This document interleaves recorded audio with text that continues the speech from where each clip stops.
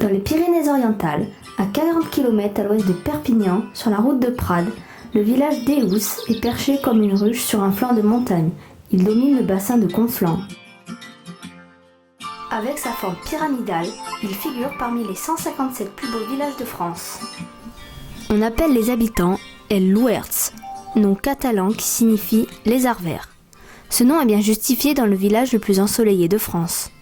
Face à lui se dresse le symbole incontestable de la région, le majestueux mont Canigou.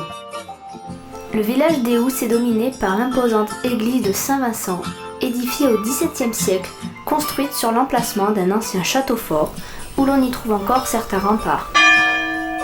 Cette église est une architecture typique de la région, avec son rétable et ses statues primitives.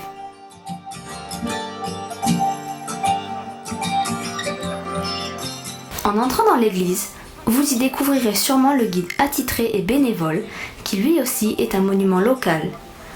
Il a plus de 20 ans de visite à son actif, et selon ses explications, la construction de cette église est l'œuvre de la population du village dans son ensemble.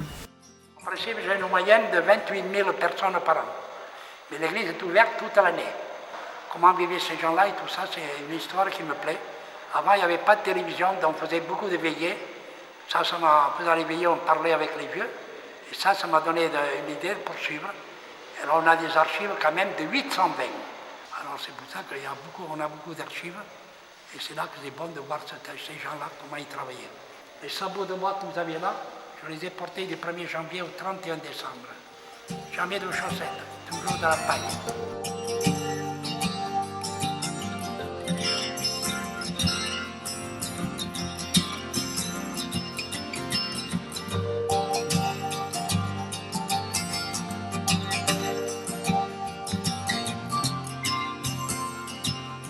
Les fortifications et les remparts de ce château marquaient la frontière entre la France et l'Espagne.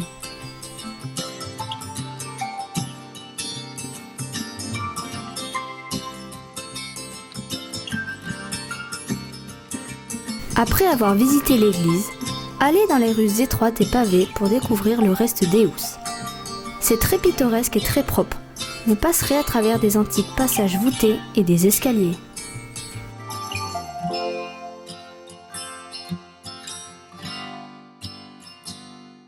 Le village d'Éous est une succession de ruelles tortueuses et piétonnes à flanc de collines. Les rues ont su garder le charme d'antan pour le plaisir des 412 habitants. Jusqu'au XVIIIe siècle, Éous faisait partie de la Catalogne indépendante avant d'être attachée au Royaume de France. Mais quand on regarde de plus près ce village, on y trouve encore des traces catalanes.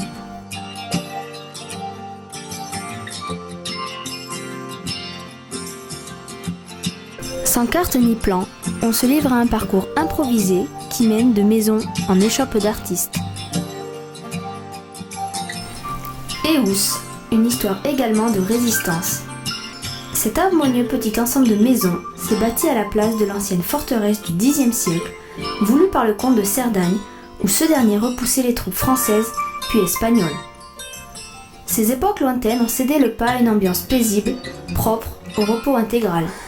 En été s'enchaînent les festivals et les soirées à thème tant appréciées des artistes locaux, ou plus connus encore, comme Boris Vian qui en avait fait son havre de paix.